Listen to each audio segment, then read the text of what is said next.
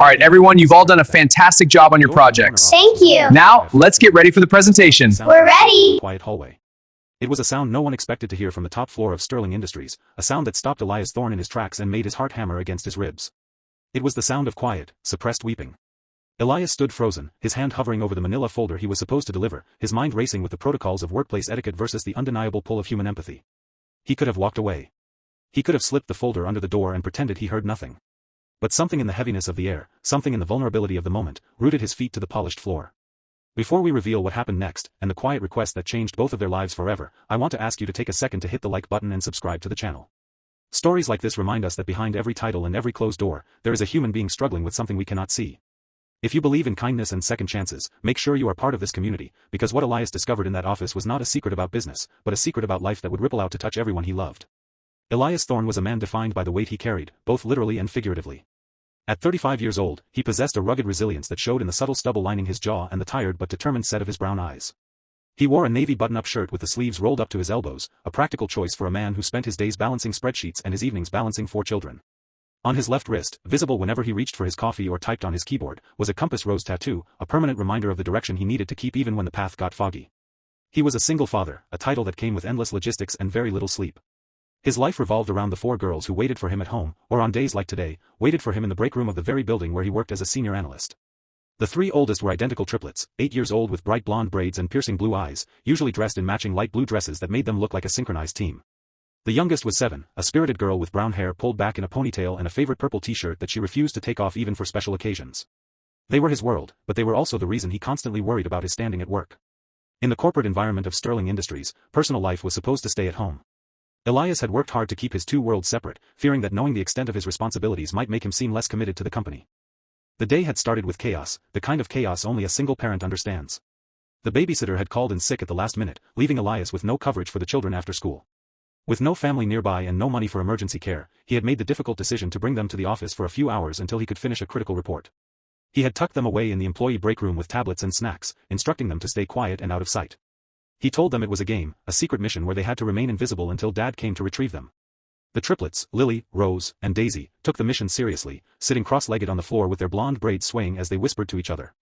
Mia, the younger one in the purple shirt, hugged her stuffed animal tightly, understanding the gravity of her father's stress.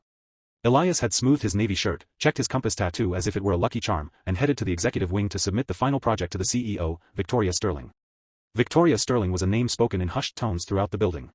She was known for her sharp intellect, her impeccable dark suits, and her ability to turn failing departments into profit generators with a single memo. She was in her early 40s, with dark hair usually pulled back in a severe bun and eyes that missed nothing. To the employees, she was an icon of success, a woman who had it all figured out. Elias had always admired her from afar, respecting her leadership but keeping a professional distance.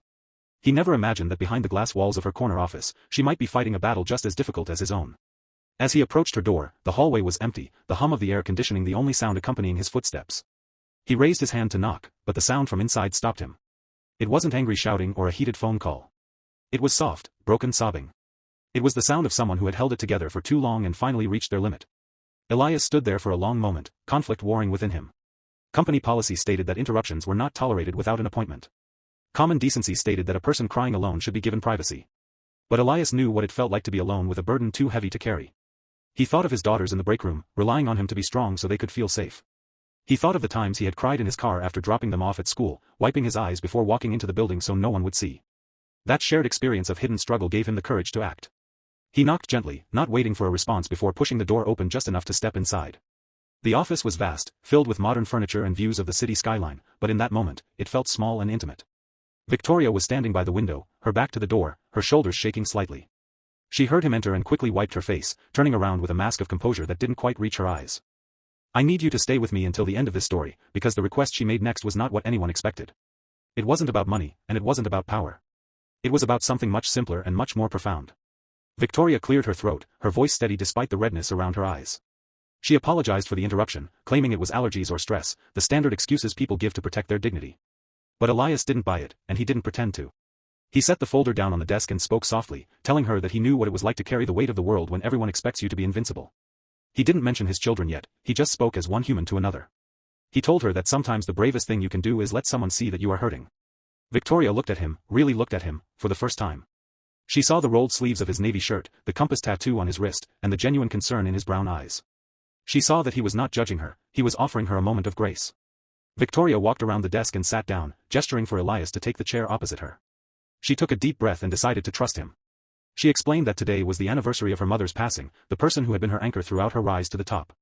She had no family left, no children, no partner to share the grief with. She was surrounded by employees who needed her decisions, but she had no one to ask her how she was feeling. The loneliness of leadership, she confessed, was a cold place to be. She looked at Elias and saw something in him that reminded her of stability, of family. That was when she made her quiet request. She asked him if he would mind staying for a few minutes, not to talk about work, but to just sit there. She asked if he could tell her about his life, about the noise and the chaos that she missed so much. She wanted to hear about something real. Elias was stunned. He had expected to be reprimanded for intruding, or at best, dismissed politely. He had not expected the CEO of a multinational corporation to ask him for the one thing he had in abundance, a story about family. Elias smiled, a genuine warmth breaking through his professional demeanor. He told her about the triplets, Lily, Rose, and Daisy, and their matching light blue dresses that made them look like a bouquet of flowers. He told her about Mia, the 7-year-old with the ponytail and the purple t-shirt who had more energy than anyone he knew.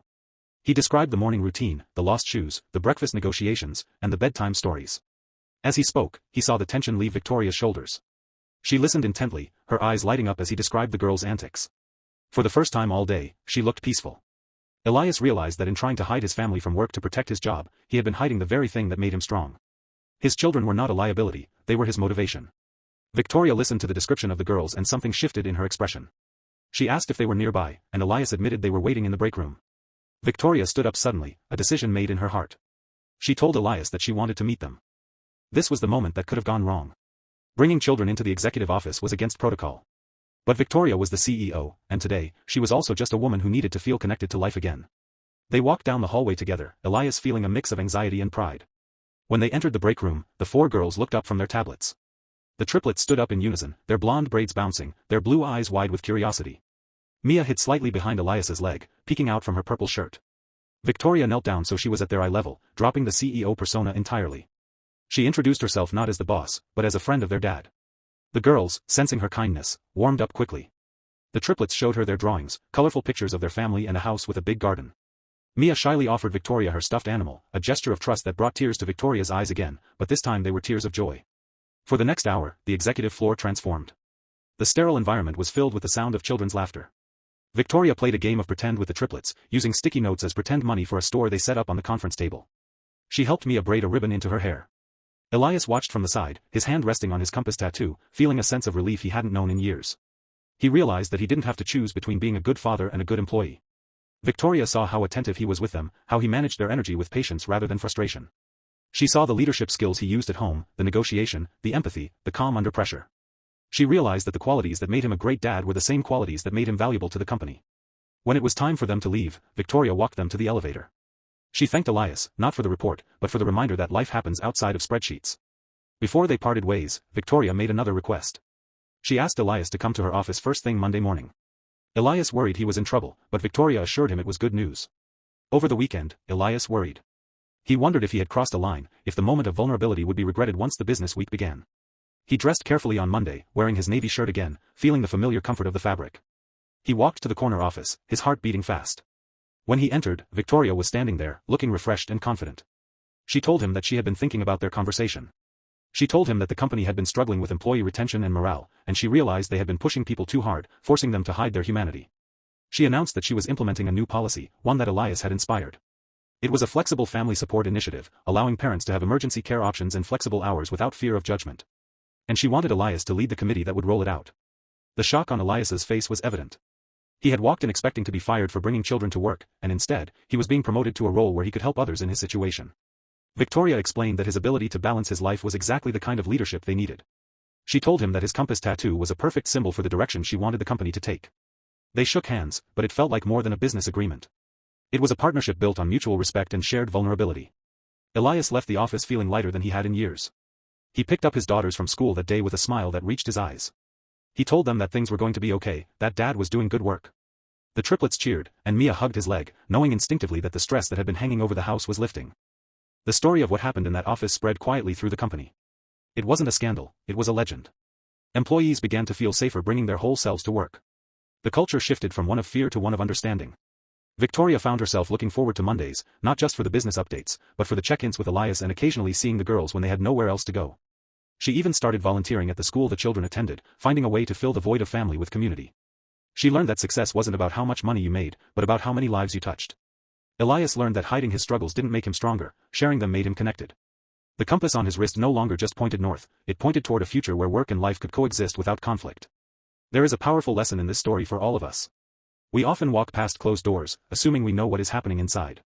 We assume the boss is heartless, or the employee is lazy, or the stranger is indifferent. But everyone is fighting a battle we know nothing about. Elias could have walked away when he heard the crying. He could have protected his own job by ignoring the human moment. But by choosing kindness, by choosing to see the person behind the title, he unlocked a door that benefited everyone. It reminds us that empathy is not a weakness in the workplace, it is a strength.